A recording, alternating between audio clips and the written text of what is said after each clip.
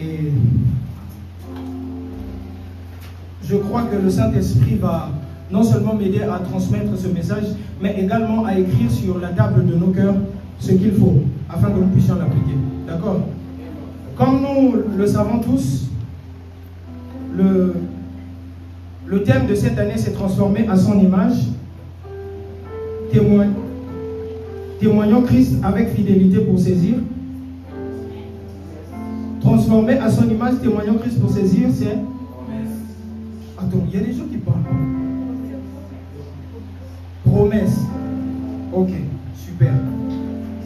Donc, comme sous-thème pour aujourd'hui, j'ai choisi celui qui suit. Jésus-Christ, l'image du Dieu invisible, c'est lui le modèle à suivre. Jésus-Christ, l'image du Dieu invisible, c'est lui le modèle à suivre. Le thème de l'année dit transformer à son image. Témoignons Christ avec fidélité. C'est d'abord transformer. Avant de témoigner, tu dois d'abord être transformé à son image. Or, c'est Jésus-Christ qui est l'image du Dieu invisible. Et c'est en suivant lui ses pas qu'on va réussir à devenir l'image de Dieu. Est-ce que quelqu'un comprend? D'accord. Donc, tout d'abord, on va voir premièrement de la Bible d'où vient cette affaire de l'image de Dieu. Genèse chapitre 1 verset 26 dit ceci. Puis Dieu dit, faisons l'homme à notre image, selon notre ressemblance, et qu'il domine sur les poissons de la mer, sur les oiseaux du ciel, sur le bétail, sur toute la terre, et sur tous les reptiles qui rampent sur la terre. Genèse chapitre 1 verset 26. Lorsque le Seigneur a créé l'homme, il a créé l'homme à son image, afin que de la même manière que Dieu domine dans le ciel, l'homme domine sur la terre. C'est-à-dire que l'homme devait être le reflet de Dieu. Voilà pourquoi il a dit que l'homme devait dominer sur toute la terre. Moi, c'est la partie qui m'intéresse le plus. Ce n'est pas sur les bétails et les autres. C'est sur toute la terre. Cela veut dire que même les démons qui sont sur la terre, l'homme était censé dominer, même sur les démons. Parce que si c'est toute la terre, c'est toute la terre. N'est-ce pas? Toute la terre, c'est toute la terre. Vous êtes d'accord avec moi? Mais, qu'est-ce qui s'est passé? Ce qui s'est passé, c'est que l'homme, lorsqu'il a mangé de ce fruit interdit, de l'arbre de la connaissance du bien et du mal, ce qui s'est passé, c'est quoi? C'est que ce n'est pas qu'il ne connaissait pas ce qui est bien. Dans le plan de Dieu, lui, il voulait un homme parfait. En l'homme, il n'y avait pas de mal. L'homme n'avait pas la sémence du mal en lui. Il ne savait pas ça. La seule chose qu'il savait, c'était dominer comme Dieu, faire comme Dieu. Vous vous souvenez que Dieu a créé toutes choses par sa parole. Et la première des choses que l'homme a fait, c'est quoi? Qu'est-ce que l'homme a fait pour la première fois? Il a nommé les animaux, la parole. Bon, comment est-ce qu'il a fait pour aller jusqu'au fond de la mer pour nommer les animaux qui sont dans la mer? S'il ne ressemblait pas à Dieu, comment est-ce qu'il a fait? Vous voyez où se trouve le problème, n'est-ce pas? Et en mangeant de ce fruit interdit, qu'est-ce qui s'est passé? L'homme a eu connaissance du mal. Parce que le fruit, c'était quoi? Le fruit venait de l'arbre de la connaissance du bien et du mal. Cela veut dire que quand tu mangeais de ce fruit, tu serais capable de différencier le bien du mal. D'accord? Et ce fruit-là ne s'est pas arrêté là. L'homme est devenu une personne qui tend toujours vers le mal. Au lieu de tendre toujours vers le bien, étant donné qu'il n'est plus, ça y est, c'est pas qu'il n'est plus l'image de Dieu, mais il a perdu une partie de cette image, c'est-à-dire de la nature de Dieu. Il est devenu une personne qui tend toujours vers le mal. On peut le remarquer avec, par exemple, pour nous qui venons du Congo, où il y a des koulouna, etc. Des fois, tu te demandes comment est-ce que lui, il fait pour prendre une machette et couper la main de l'autre. Ça vient d'où ça? Mais avec Caïn aussi, c'était la même chose. Il s'est énervé contre son frère, il l'a tué. Il a su ça où? Étant donné que son père Adam avait maintenant la sémence du mal en lui, qu'est-ce qui s'est passé? C'est qu'en mettant au monde un fils qui est à son image et à sa ressemblance, cet enfant naît avec la semence du mal. Ce qui arrive, c'est qu'il est dans les nerfs. Le Seigneur lui dit, petit, il faut te calmer. Si tu te calmes, tu ne vas pas pécher. Le péché se couche à ta porte. L'homme avait toujours la capacité de dominer sur le péché. Mais ce qui se passe, c'est quoi? C'est que la semence du mal lui pousse. La semence du mal domine la nature de Dieu qui est en lui. C'est ce qui arrive que lorsque on te gifle, premier réflexe, gifle. Lorsqu'on t'insulte, premier réflexe, insulte. Tu ne perds même pas ton temps. C'est de là à là. Parce que il y a un côté où notre ancêtre a perdu la nature de Dieu. D'accord? Donc, le véritable être vivant devrait être complètement comme son Créateur. C'était ça l'objectif de Dieu. Que l'homme soit comme lui. Que l'homme soit lui sur la terre. Comme le pasteur Adams aimait le dire, que l'homme et sa femme, c'est lui au féminin. Si la femme, c'est l'image de l'homme, la femme, c'est l'homme au féminin. Et nous sommes des... Je vais dire ça comment? Nous sommes des dieux humains. Dieu, le grand Dieu Elohim, Adonai, il est divin. Mais nous sommes des dieux humains. Et c'est justement cette partie de divinité que Adam a perdu, qui ne lui permettait plus de ressembler complètement à Dieu. Aujourd'hui, tu peux croiser un animal qui va te fuir. C'est normal, mais il faut aller devant le lion. Il va te regarder yeux dans yeux. On va voir qu'il va fuir. Et pourtant, l'homme, comment est-ce qu'il a fait pour nommer le lion? Vous voyez où se trouve le problème, n'est-ce pas? Donc, l'homme, après avoir désobéi, je les ai dit, en mangeant du fruit de l'arbre de la connaissance du bien et du mal, ne pouvait plus totalement être comme Dieu, car il a reçu en lui, en mangeant le fruit, la semence lui permettant de connaître ce qui est bien et mal, et aussi de tendre vers le mal. Et le Seigneur, qu'est-ce qu'il a fait? Il a d'abord fait une première création. Il a créé l'homme, Adam, à son image. Et étant donné que Adam a péché, il n'avait plus la semence du mal, l'Éternel a commencé à faire des mathématiques divines pour voir comment faire à ce que l'homme redevienne divin, humain et divin. D'accord? Ce qui se passe, c'est quoi? C'est que le Seigneur, il prend sa parole. D'accord? Ce que j'aime avec le Seigneur, c'est qu'il ne fait jamais rien pour rien. La parole, c'est quoi? La parole de quelqu'un, c'est ce qui le révèle. Est-ce que quelqu'un a compris? La parole de quelqu'un, c'est ce qui le révèle. C'est ma parole qui est en train de sortir de ma bouche maintenant, c'est ce qui me révèle.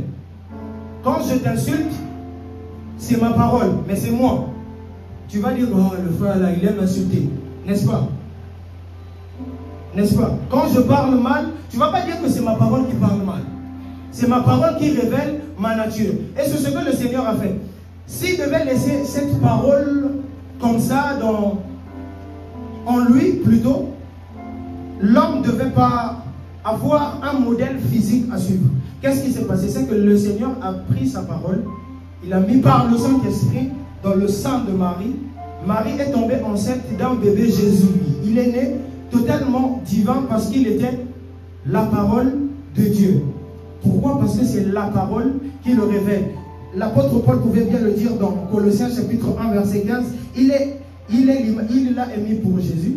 Il est l'image du Dieu invisible, le premier-né de toute la création. Il est l'image du Dieu invisible, le premier-né de toute la création. Ce que j'aime avec Dieu, c'est que cette parole n'est pas seulement le premier-né de la nouvelle création, mais aussi le premier-né de la première création. Parce que c'est à travers sa parole qu'il a créé toutes choses. Est-ce que quelqu'un comprend de quoi je parle? Donc, il a envoyé son fils, comme nous l'aimons si bien l'appeler. Il a envoyé son fils, Jésus, afin de sauver d'abord les hommes. Ensuite, parce qu'il y avait ce problème du péché qu'il fallait résoudre. Ensuite, donner un modèle aux hommes. Parce que après avoir été tué, il est ressuscité. Vous êtes d'accord avec moi? Il est monté au ciel, n'est-ce pas? Il est monté au ciel. Après, ce qui se passe, c'est quoi? C'est qu'il dit, je ne vous laisserai pas orphelin, je viendrai à vous. Il est venu par son esprit. D'accord? Il est venu par son esprit. Pourquoi? Parce que c'est l'esprit qui te redonne la capacité de ressembler complètement à Dieu. D'accord? C'est l'esprit de Dieu qui te donne la capacité de ressembler complètement à Dieu. Ce qui se passe, c'est quoi? C'est que, j'aime ça, le Seigneur, Dieu, il a la connaissance du bien et du mal. Mais il ne tend jamais vers le mal. N'est-ce pas? Et il nous donne son esprit afin que nous puissions avoir la connaissance du bien et du mal et de ne pas tendre vers le mal. Vous voyez comment c'est beau? N'est-ce pas? Moi-même, lorsque le Saint-Esprit me disait ça, j'ai dit non, mon gars, c'est excellent. Il te redonne la capacité d'être comme lui. Mais être comme lui, c'est pas simple. Pourquoi? Parce que tu es habitué avec ta nature charnelle, ta nature humaine, à toujours tendre vers le mal. Quand tu vois, si tu étais voleur avant d'accepter le Seigneur Jésus-Christ comme ton seul Seigneur et Sauveur, à tes débuts, ça sera difficile. Quand tu vois quelque chose, tu dis, ah, ça te tente, ça t'attire, Et c'est le Saint-Esprit qui te donne la capacité de ne pas voler. Tu vas voir, il y a comme une voix là, comme on aime si bien l'appeler. Et pourtant, c'est le Saint-Esprit. Nous, on l'appelle une voix. Il y a une voix là qui te dit, ne fais pas. Toi, tu dis non. Ah, mais ne fais pas, ne fais pas. Pourquoi? Parce que c'est le Saint-Esprit qui te donne la capacité d'être comme Dieu. D'être comme Jésus. Et une autre chose qui se passe, c'est quoi? C'est que Jésus, en venant sur la terre, Dieu ne l'a pas envoyé seulement pour mourir sur la croix et rentrer, pour régler le problème du péché, mais aussi nous donner le modèle à suivre. Je vous dis que Jésus a vécu sur la terre avec le corps humain sans jamais pécher. Vous ne trouvez pas ça bizarre?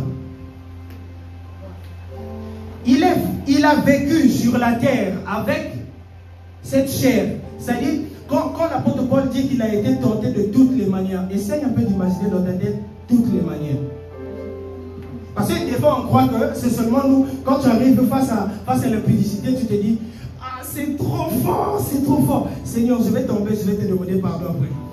Jésus a été tenté de toutes les manières. C'est-à-dire que toutes les manières, c'est toutes les manières. Il y avait même les femmes qui défilaient devant lui, mais il les regardait comme ça. Il ne jouait pas au berger qui mange les moutons. D'accord? Non, sérieusement. Sérieusement. Parce que des fois, vous savez, je vais vous raconter une histoire. À une certaine époque, chez nous au pays, puisque j'ai accepté le Seigneur depuis mes 13 ans, je pense. Depuis mes 13 ans. Et on était dans les groupes de jeunesse, dans la chorale, etc. Et il y avait des frères, je ne sais pas qu'est-ce qu'ils avaient. Des fois, j'avais envie de leur poser une question. Vous avez quel problème? Et toutes les sœurs de l'église, on avait une chorale de la jeunesse. C'est-à-dire, quand tu arrives dans la chorale de la jeunesse, tu entends que le pianiste a sauté cette sœur. Des fois, tu as envie de lui demander, attends, pourquoi tu fais ça? Sérieusement, pourquoi tu fais ça? Non, sérieusement, pourquoi tu fais ça? Tout ça, c'est pourquoi? Parce que il y a toujours cette nature du péché qu'il ne veut pas laisser le Saint-Esprit corriger. Je réitère, il y a toujours cette nature du péché qu'on ne veut pas laisser le Saint-Esprit corriger. N'est-ce pas? Colossiens chapitre 3, versets 9 à 10. Ne mentez pas les uns les autres, vous étant dépouillés du vieil homme et de ses œuvres, et ayant revêtu l'homme nouveau qui se renouvelle dans la connaissance, selon l'image de celui qui l'a créé. Qui se renouvelle dans la connaissance, selon l'image de celui qui l'a créé. C'est-à-dire que plus tu connais celui qui l'a créé, plus tu le ressembles. Ce n'est qu'en ce moment-là, c'est-à-dire plus tu le connais, plus cette image se renouvelle et plus tu deviens comme lui. Il dit, ne mentez pas les uns aux autres. Ce qui est sûr, disons-nous les vérités. Sérieusement. Pas la peine de se mentir. Vous allez croiser des soeurs qui mentent comme pas possible. Des fois, tu as envie de lui dire, tu as l'assurance de la vérité en toi, vraiment. La personne te ment, comme disent les Ivoiriens, c'est de là à là. La personne te ment droit dans les yeux. J'ai un ami, à chaque fois qu'il appelait ses parents pour lui envoyer de l'argent et tout, je disais, non frère, ce que tu fais là, c'est pas ça. Ce que tu fais à ton père là, moi en tout cas, j'aime pas ça. Le jour où il va m'appeler, sache que s'il me demande, je vais lui dire la vérité. Je vous dis la vérité, il ment le vieux comme ça. Et le vieux est en train de prendre des doillis comme ça. Je vais lui dire, mais calme-toi. Tu as quel problème? L'apôtre Paul dit, ne vous mentez pas les uns, mais dépouillez-vous du vieil homme. Ce vieil homme-là, dépouillez-vous de ce vieil homme. Celui que tu étais avant. On dit, ah, quand une soeur te fait quelque chose, tu dis, ah, quand j'étais dans mon avant, ah, je t'aurais déjà fait quelque chose. C'est de ce vieil homme-là qu'il faut se dépouiller. Imaginez-vous Jésus. Il a été tabassé, flagellé. Moi, le truc là, et le français est tout des fois, flagellé. Et toi-même, quand tu entends ça, flagellé, ça sonne bizarre. Et il ne s'est pas fouetté, hein. Flagellé. Mais il n'a rien fait. On lui a craché dessus, il n'a rien fait. On l'a giflé, il n'a rien fait. On l'a tué. Les gens pour qui il est venu mourir sur la croix l'ont tué. Donc toi tu quittes le ciel, tu descends sur la terre pour sauver des gens, mais eux ils te tuent.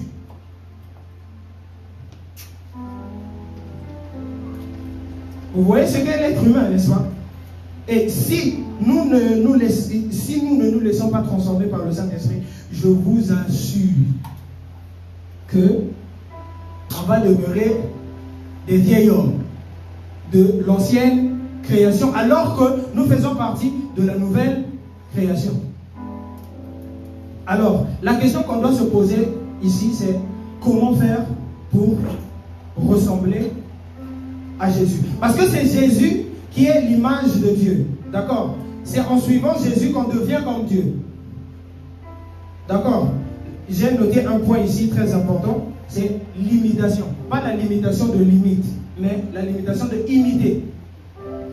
D'accord? Parce que ce qui est bizarre entre l'imitation et l'imitation, c'est que une imitation entraîne toujours une limitation. C'est-à-dire, quand tu imites Jésus, tu vas t'arrêter là où Jésus s'est arrêté. Tu ne vas pas aller au-delà. Alors, c'est quoi l'imitation? L'imitation, c'est l'action de reproduire volontairement ou de chercher à reproduire une apparence, un geste, un acte. Ça, c'est la définition de Google. C'est comme ça que Google définit l'imitation. Reproduire les actes, reproduire une apparence, reproduire les gestes. Maintenant, une autre question qu'on doit se poser, ou deux questions. Qui est le Jésus qu'on doit imiter? Celui qui est mort ou celui qui est mort, ressuscité et allé au ciel, assis à la droite du Père, ou celui qui a vécu sur la terre? Nous étant sur la terre, répondez-moi. C'est lequel? Celui qui a vécu sur la terre, n'est-ce pas? Parce que nous sommes sur la terre, n'est-ce pas? Super. Alors, comment le faire? Comment le faire? Comment imiter Jésus? La première des choses que j'ai notées, c'est par les Écritures. Pourquoi? Parce que les Écritures révèlent tout d'abord Jésus. Quand je parle des Écritures, je parle de la Bible et aussi des, comme dit le AP, de la connaissance que tu peux ajouter à la Bible, c'est-à-dire les livres, etc. Et Ne lisez pas n'importe quoi. Tu ne peux pas être chrétien et puis tu t'en vas lire les livres de sorcellerie, comme pour la connaissance. C'est pas sérieux. Parce qu'on ne se rend pas compte de quelque chose. C'est que nous sommes le temple du Saint-Esprit, n'est-ce pas? Et notre temple a deux portes. Les yeux et les oreilles. Ce que tu vois influence ton esprit. Ce que tu écoutes intentionnellement et attentivement influence ton esprit, que tu le veuilles ou non. C'est comme ça. Alors, ne lisez pas n'importe quoi. Je nous exhorte donc, frères, comme pouvait le dire l'apôtre Paul, à être des érudits des Écritures. Lisons à la loupe la révélation de Christ. Je vous dis la vérité, de la Genèse jusqu'à Apocalypse, ce n'est que la révélation de Jésus. Yes. Ce n'est que la révélation de Jésus et la révélation de la vie de Jésus. Ce n'est que ça. Yes. Ce n'est que ça. La révélation de Jésus est de la nouvelle création. Soyons des érudits des Écritures. Je nous exhorte, les amis, à lire les Écritures. Parce que ce qui se passe, c'est quoi? Je vais vous expliquer quelque chose. C'est que dans toute spiritualité, il y a des livres. Les musulmans ont leurs livres, les chrétiens ont des livres, les sorciers ont des livres, les occultistes ont des livres. Et ce qui se passe avec ton esprit, c'est quoi? C'est que plus tu lis ce livre-là, plus ton esprit grandit dans le cadre de ta spiritualité. Et plus tu lis intentionnellement et attentivement autre chose, ton esprit grandit dans ce cadre-là. Qu'est-ce qui se passe? Par exemple, avec les prophètes. Il y a des prophètes qui se disent, bon, puisque je suis prophète, j'ai le droit de lire tout. Parce que je dois ramener le divin vers, ou le spirituel vers les hommes. Alors que c'est très faux. Pourquoi? Parce que le prophétique et le mysticisme sont comme ça. C'est deux choses qui... Et si tu ne fais pas attention, tu vas devenir un prophète mystique. Tu vas devenir un prophète mystique, un prophète sorcier. Toi, tu vas croire que c'est logique d'être comme ça, alors que ça n'a rien à voir avec notre spiritualité. Rien à voir. Rien à voir. Alors, je nous exhorte donc, frères, à être des érudits des Écritures. La deuxième des choses, pour ressembler à Christ ou pour imiter Christ, la deuxième des choses, c'est par la mise en pratique des enseignements. Combien de personnes ici, quand ils arrivent à la maison, revoient leurs notes ou ce qu'ils ont, entre guillemets, enregistré dans leur tête? Combien de personnes? C'est une vraie question. C'est une vraie question. Combien? Aïe. Levez les mains. Combien de personnes? Ah, tu vois. C'est ce qui passe que lorsqu'on prêche ici, chez nous on dit de cotton, de bimdel. C'est-à-dire que ça entre ici, ça sort ici. On mélange l'anglais et l'ingala. De cotton, de bimdel. Ça entre ici, ça sort ici. Toi, tu te dis que tu as gardé, mais tu n'as pas gardé. Oh, j'aimerais bien qu'on retourne à cette époque où on venait tout le temps à l'église avec des carnets. Amen. Je révélais, frère. Je voudrais bien qu'on retrouve cette époque-là, qu'on retourne plutôt à cette époque-là, où on notait nos prédications, on notait tout ce qui se disait. On notait. Je vous dis la vérité. Je vous ai dit tout à l'heure que j'ai accepté le Seigneur à l'âge de 13 ans comme ça. Et ça fait longtemps que je suis à l'église. Il y a de ces prédications que j'avais entendues, je vous dis la vérité. Aujourd'hui, là, quand je revois ça, je dis, mais le type avait tapé poteau.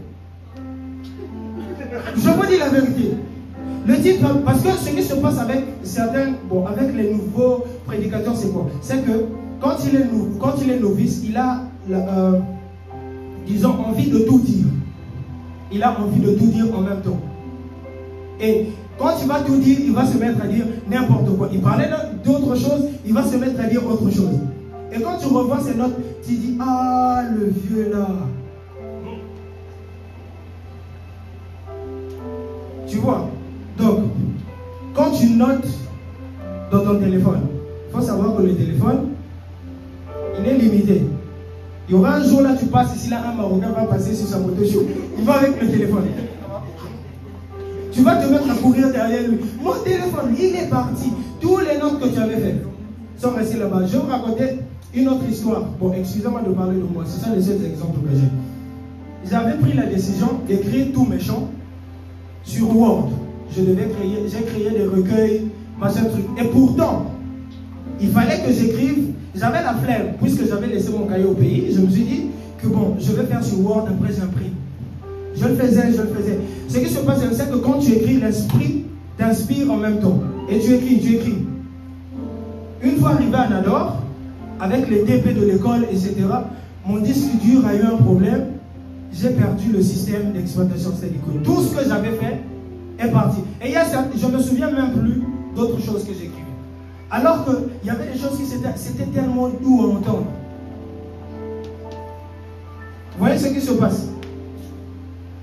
Donc, soyons des imitateurs de Christ.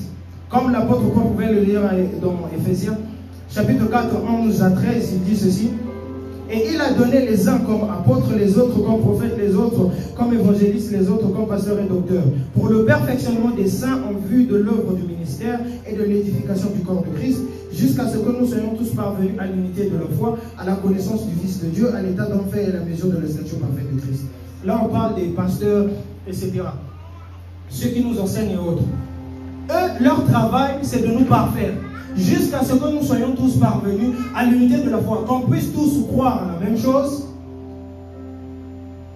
d'accord, à la connaissance du Fils de Dieu, à l'état d'homme fait, c'est-à-dire la mesure de la stature parfaite de Christ. L'objectif des enseignements ici, c'est de nous parfaire pour que nous devenions complètement comme Christ. Je disais dans l'un de mes chants, la vie chrétienne se résume en ceci: aimer Dieu de tout son être et aimer son prochain, être Christ sur terre. C'est-à-dire, quand on te voit, on voit Christ. Il faudrait que ta vie soit comme un miroir. Quand Christ te voit, il prend plaisir en toi. Il dit, ah, il est tellement comme moi. Quand les gens te voient, ça dit, il y a quelque chose de différent chez toi. Tu réagis pas comme tout le monde. Tu n'es pas émotif comme tout le monde. Tu n'es pas animal comme tout le monde. Tu réagis à l'action, c'est-à-dire dès qu'on fait pas, dès qu'on t'insulte, direct, c'est tic au tac. C'est pas sérieux. Mettons en pratique les enseignements. L'apôtre Paul pouvait le dire encore.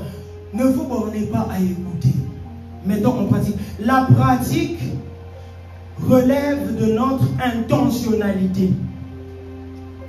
Tu dois prendre la décision d'appliquer. Tant que tu ne prendras pas la décision d'appliquer, tout ce qu'on va dire de côté, de bim. D'accord? La troisième chose, c'est par l'imitation de ceux qui ressemblent à Christ. L'imitation de ceux qui ressemblent à Christ. L'apôtre Paul pouvait le dire dans 1 Corinthiens chapitre 11, verset 1. Soyez mes imitateurs comme je suis moi-même de Christ. Et dans Philippiens chapitre 3, verset 16 et 17, il dit: seulement au point où nous en sommes, marchant d'un seul pas. Soyez tous mes imitateurs, frères, et portez le regard sur ceux qui marchent selon le modèle que vous avez en nous. Selon le modèle que vous avez en nous. Tu as un modèle d'humilité qui se trouve en Jésus. Mais tu retrouves ça chez le pasteur Daniel, par exemple. Je vous dis la vérité. Le pasteur Daniel est appelé sans, je ne dirais pas peut-être les meilleurs, mais j'ai pas de mots, quoi. Je bénis le Seigneur du fait que je les ai rencontrés dans ma vie. Quand tu arrives chez nous au pays, les pasteurs, les évangélistes, ils ont des fauteuils spéciaux. C'est-à-dire que, voilà, ça c'est pour eux. Tu ne peux pas t'asseoir là-bas. Quand ils te saluent, toi tu dois faire papa, daddy. Mais alors, ce qui m'étonne avec le AP et puis le passé, c'est les types, ils sont en piste. Malgré leur connaissance, malgré tout ce qu'ils sont dans le Seigneur, ils sont tellement anciens, peut-être qu'ils auraient pu s'enorgueillir, mais ils ne le font pas. Tu vois le pasteur Daniel te salue en faisant ça. Des fois, j'ai envie de lui dire, pasteur, s'il te plaît, s'il te plaît. Des fois, ça me gêne à sa place. Mais c'est un véritable modèle d'humilité. Tu vois le AP se comporter avec tout le monde. C'est comme si, bon voilà, il n'était pas un homme de Dieu extraordinaire. Étant donné qu'il est, comme on aime si bien l'appeler, le Hipman Gospel. Et il tape les coups gospel. D'accord? Et pourtant, je vous dis la vérité, et pourtant il est extraordinaire, mais il est libre à tout, il est accessible à tout le monde. C'est pas comme ceux qui ont des protocoles. Non, moi je suis homme de Dieu, je dois avoir un protocole, tu vois.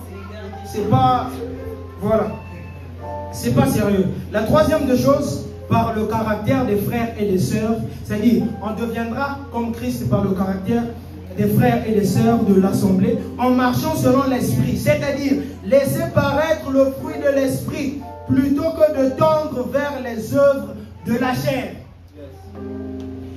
Bah, je vais nous lire un verset, vous allez trouver ça bizarre. Proverbe chapitre 27, verset 17. Comme le fer aiguise le fer, ainsi un homme excite la colère d'un homme. Dis à ton frère que le frère aiguise le frère. La sœur aiguise la sœur. Voilà. Il dit quoi? Comme le fer aiguise le fer, ainsi un homme excite la colère d'un autre homme. Ce qui se passe, c'est quoi? C'est que lorsque tu laisses paraître le fruit de l'esprit, et lorsque lui, il excite ta colère, toi, tu réponds par la maîtrise de soi. Voilà pourquoi j'ai dit que le frère aiguise le frère. C'est par le caractère de l'autre que tu deviens meilleur. J'ai envie de dire à quelqu'un ceci. Ce qui est meilleur dans ta vie, ce n'est pas l'ancien toi. C'est le toi qui ressemble de plus en plus à Jésus. Yes. Le véritable toi, c'est le toi qui ressemble de plus en plus. C'est-à-dire que plus tu avances, plus tu ressembles à Jésus. Ce n'est pas plus tu avances, plus tu deviens pire. C'est pas sérieux. Plus tu avances, plus tu deviens mauvais. L'apôtre Paul pouvait dire aux Corinthiens, je pense, vous vous rassemblez pour devenir pire. Au lieu de nous rassembler pour devenir meilleurs. Dès que l'autre t'énerve, oh, c'est parti. Des fois on croit, comme disent les Camerounais, on a les vrais nerfs. Alors que non, on n'a pas les vrais nerfs. Moi qui vous parle, j'étais très nerveux. J'étais nerveux. Et de la même manière que je souris comme ça. C'est de la même manière que je m'énervais. Je pouvais être là, on est en train de parler, il y a un truc qui m'énerve. Je garde mon sourire en piste. Tu vois sûrement me voir sortir. Tu me vois plus pendant une semaine, tu te dis, mais le frère d'amour, il a eu quoi? Je suis énervé, je suis sur les nerfs. À tel point que même mon père, quand je le voyais comme ça, et rien que le voir comme ça, m'énervait. Rien que le voir. On ne pouvait pas tenir une discussion même de 2 minutes sans que je m'énerve et sans que lui s'énerve. Le frère aiguise le frère. Quand l'autre manifeste un mauvais caractère à ton égard, toi tu réponds par le fruit de l'esprit. Pourquoi? Parce que le fruit de l'esprit relève aussi de notre intentionnalité et volonté. C'est en toi, mais c'est toi qui vas décider de le manifester. J'aime le caractère de Juste. L'autre fois, on était à la maison, il y a Merveille qui l'avait énervé. Mais il était là sur son lit, il dit, frère, je vais m'énerver, mais il y a quelque chose qui m'empêche.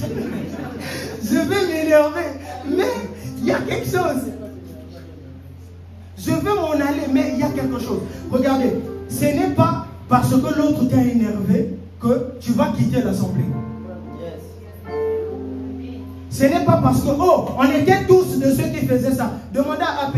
L'autre fois, on m'avait programmé pour l'enseignement à l'intercession.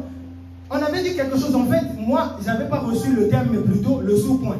Mais il fallait que je creuse pour avoir le thème. D'accord? Et ils m'ont parlé et moi, je me suis énervé. J'ai activé les nerfs. Et j'ai voulu laisser le truc. AP a dit, petit, tu ne laisses absolument rien. Toi et moi, on est ici là. Tu ne laisses rien. Et c'est à ce moment-là que j'ai compris qu'il fallait que j'utilise le don de l'esprit. J'ai dit, bon, maîtrise de soi, je vais prier. La douceur, la tempérance, j'ai dit, calme-toi, je suis allé prier. J'ai dit, j'ai même pas peut-être passé 2 minutes. Dès que je me suis mis à prier, directement, le truc est venu dans mon esprit. J'ai même dit à Juste, bon, je ne pense pas trop que c'est ça, mais dès que j'écris à AP, il dit, justement, c'est là qu'on t'a donné. Tu vois là où les nerfs peuvent tomber. Frère, ce n'est pas parce qu'on t'a énervé à l'église que tu vas quitter l'église. Le frère aiguise le frère. La sœur aiguise la sœur. C'est par le caractère de l'autre que tu deviens meilleur. Oh, Proverbe pouvait dire, celui qui se tient à l'écart cherche ce qui lui plaît. Il s'irrite contre tout ce qui est juste. Ce qui est juste, c'est quoi? C'est que le caractère de l'autre doit te rendre meilleur. Si tu fouilles, tu cherches ce qui te plaît. Il ne faut pas fouiller, on doit rester là. Même s'il t'énerve, toi et moi, on est ici. Toi et moi, on est ici, là. Même, c'est-à-dire que si l'autre s'énerve contre toi, tu lui dis, frère, toi et moi, on est ici. Ça la calme. Toi et moi, on est ici, là. Personne ne va fouiller. On va s'énerver, se réconcilier ici. Parce que le Seigneur ne nous appelle pas à la séparation. Il nous appelle à la réconciliation avec les hommes et au perfectionnement jusqu'à devenir comme lui. Le Seigneur ne nous appelle pas à la séparation, s'il vous plaît. La séparation est l'œuvre du diable. On ne peut pas dire qu'on est lumière du monde alors qu'au milieu de nous, il y a les ténèbres. On va faire un truc. Éteignez ces lumières, laissez juste ça. Oui? Voilà. Qu'est-ce qui se passe? Ici, ça c'est l'assemblée. D'accord? Ça c'est ce que nous sommes. Lumière du monde. D'accord? La lumière du monde ne commence pas dans le monde. Parce que nous faisons partie du monde aussi. La lumière du monde commence ici. Vous devez éradiquer toute espèce de ténèbres au milieu de vous. Afin que lorsque vous irez dans le monde, vous puissiez luire par vos actions et votre parole. Afin d'éradiquer les ténèbres qui se trouvent dans le monde. Et lorsque vous allez emmener ces gens-là ici, ils vont croiser la lumière qui va chasser les ténèbres. Ce qui se passe ici, c'est quoi? C'est que ici c'est clair, là-bas, c'est sombre. C'est ce que nous sommes. Au milieu de nous, il y a un peu de lumière et beaucoup d'obscurité. Or, allumez, on doit éradiquer toute espèce de ténèbres au milieu de nous. Ces caractères-là qui n'ont rien à voir. Ces nerfs que nous avons qui n'ont rien à voir. Éradiquons toute espèce de ténèbres au milieu de nous. J'aimerais nous lire Galates chapitre 5 verset 19. Je vais finir dans 2 minutes. Je vais juste nous lire le... Or, les œuvres de la chair sont manifestes. Ce sont les œuvres de la chair sont manifestes.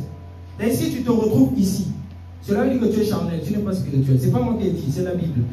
Or, les œuvres de la chair sont manifestes. Ce sont l'impudicité, l'impureté, la dissolution, l'idolâtrie, la magie, les inimitiés, les querelles, les jalousies, les animosités, les disputes, on a dit.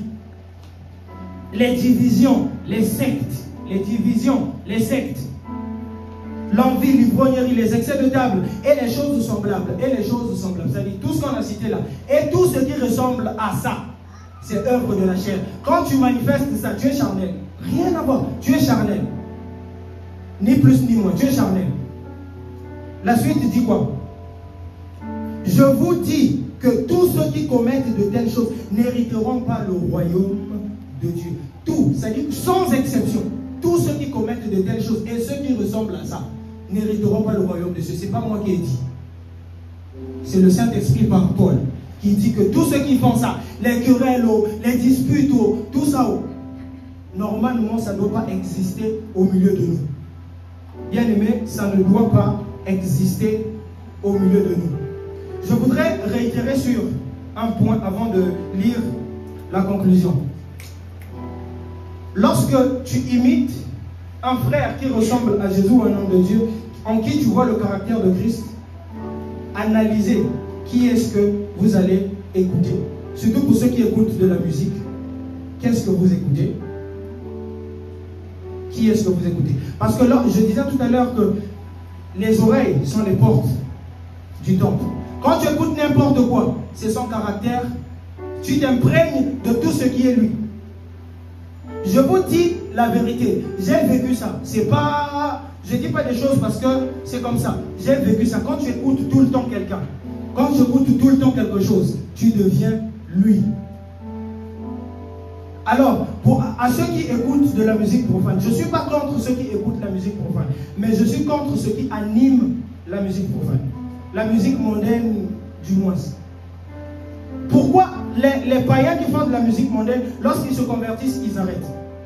Pourquoi? Pourquoi il ne continue pas? Si c'était autant bon, si c'était... En fait, c'est bizarre. Si dans le milieu du gospel, je vous dis la vérité, dans le milieu du gospel, il y a des homosexuels, il y a des impudiques, il y a tous ces genres de choses. Et au milieu de des artistes qui font du gospel, maintenant au milieu de ceux qui n'ont pas le Saint-Esprit, qui n'écoutent pas la parole, comme toi et moi, il y aura quoi, bien aimé? Qu'est-ce qu'il y aura? Il y aura quoi? Ceux qui sont voués au diable. C'est-à-dire au milieu de vous qui êtes voués à Dieu, il y a ça. Maintenant pour ceux qui sont voués au diable, c'est-à-dire eux, ils n'ont absolument rien à voir avec Dieu même. Il y aura quoi? Quand la musique séculière, je vous dis, à l'heure où nous en sommes, je peux dire qu'il n'y a plus de séculier. Il y a quelque chose ou quelqu'un qui influence tout. Ce que tu regardes à la télé, il y a quelqu'un et quelque chose qui influence tout. Allez sur les réseaux sociaux, tu vas voir que des trucs qui ont un rapport avec la sexualité. Que ça. Avant, pour voir des vidéos, disons X, il fallait que tu ailles sur une plateforme quelconque. Mais aujourd'hui, tu cliques seulement sur Facebook. Tout ce que tu vois, c'est à caractère sexuel. C'est séculier Facebook, n'est-ce pas? C'est séculier. Il y a des chrétiens là-bas, c'est séculier. Mais là-dedans, l'ennemi influence comme pas possible. Et nous devons éradiquer toute forme de ténèbres au milieu de nous afin d'aller influencer l'ennemi sur les réseaux. Vous n'irez pas influencer l'ennemi dehors ici, éradiquer les ténèbres en étant vous-même ténèbres. C'est impossible, c'est d'une impossibilité très impossible. Je lis la conclusion pour finir. J'ai divisé la conclusion en point A, Seigneur. Le Seigneur Dieu Tout-Puissant ne tolère pas le mal. D'accord? Il n'accepte pas que son image ne lui ressemble pas. Toute désobéissance à Dieu conduit toujours à une forme de mort. Si ce n'est pas une mort physique, c'est une mort quelque part chez toi. Il y aura peut-être une vie de prière qui va mourir. Je vous en conjure, bien-aimés, n'écoutez pas n'importe quoi. N'écoutez pas n'importe qui. Même les prédicateurs qui prêchent, allez checker dans leur spiritualité. Allez prier le Seigneur, demandez à Dieu. Comme disait AP, il y a ces genres de prédicateurs, des fois ils rêvent, ils sont en train de se bagarrer. Il y a des gens, quand tu... Hey. Le deuxième point, si nous vivons une vie contraire à ce que le Seigneur a prévu, alors nous ne pourrons pas hériter le royaume, être ses héritiers et les co-héritiers de Christ. C'est impossible. Afin que nous puissions hériter le royaume comme Christ, afin que nous soyons des co-héritiers de Christ, il faudrait que nous vivions à l'image de Christ jusqu'à la mort de la croix, afin d'aller dans la gloire. Le troisième point, la voie de sortie de cette mauvaise manière de faire, c'est une repentance de qualité, je dis, c'est-à-dire non seulement demander pardon, ça ne s'arrête pas là, mais également l'engagement profond du changement de mentalité, métanoïa, du changement de mentalité et de suivre la volonté de Dieu aussi dure soit-elle. Suivez la volonté de Dieu. Même si c'est dur, faites comme Christ, suivez Dieu jusqu'à la croix. On te tabasse, on te tue, on te flagelle, on te fait quoi? Suivez Christ. Parce que si tu ne le suis pas, si tu ne manifestes pas le caractère de Christ, tu ne seras pas co-héritier. Le dernier point, même si le nouvel engagement que l'on prend est contraire à nos désirs, acceptons de souffrir pour la gloire de Dieu, comme Christ l'a fait, afin d'hériter le royaume comme lui. Nous serons donc des héritiers de Dieu et des co-héritiers de Christ. Même si c'est contraire à nos désirs, bien-aimés, imitons Christ.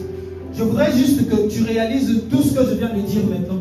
Et on va faire une petite prière. Tu vas juste dire à Dieu, Seigneur, aujourd'hui, je prends l'engagement de suivre ta volonté. Que ça soit sincère, bien aimé. C'est pas facile. Mais la bonne nouvelle, c'est que nous avons le Saint-Esprit qui nous donne la